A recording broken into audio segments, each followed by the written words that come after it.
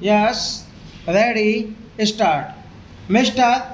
Chairman and members of Commission, on behalf of the Government of India, I welcome you to this country and to this place. India has long been associated with the United Nations because India has believed in the aims and purposes of the United Nations, and even though sometimes no tangible results have followed in the United Nations, we have believed that we must follow that course in the hope that tangible results will come sooner or later. We have taken part in your various commissions because we have felt that quite apart from the political aspect of the United Nations, the economic aspect is at least as important,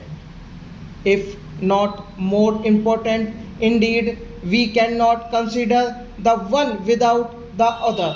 Politically, we have not met with great success so far, but I think that if we succeed in the economic field, that will affect the political field also.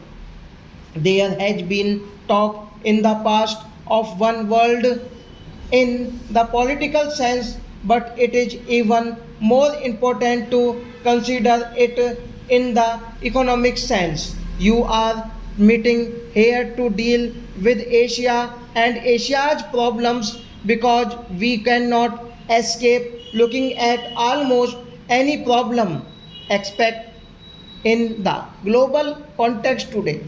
Asia is big enough, and the subjects you have to deal with are vast and of very great importance.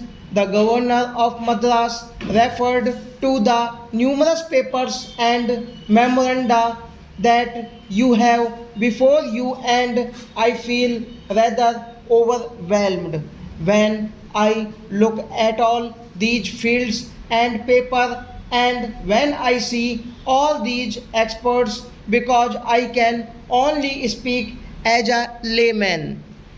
But while experts are quite inevitable in the modern world, sometimes I have a feeling that they become very impersonal and look at problems as if they were mathematical and algebraic formula.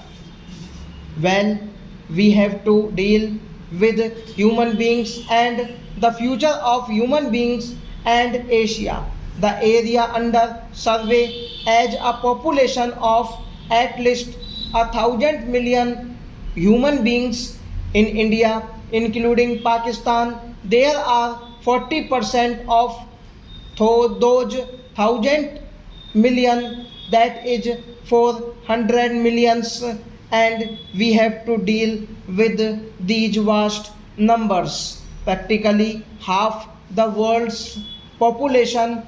If you look at the human aspect of these 1,000 millions, with their sufferings, with their wants, with their joys and sorrows, the problem becomes something much more than a dry economic problem which you have to solve. Stop.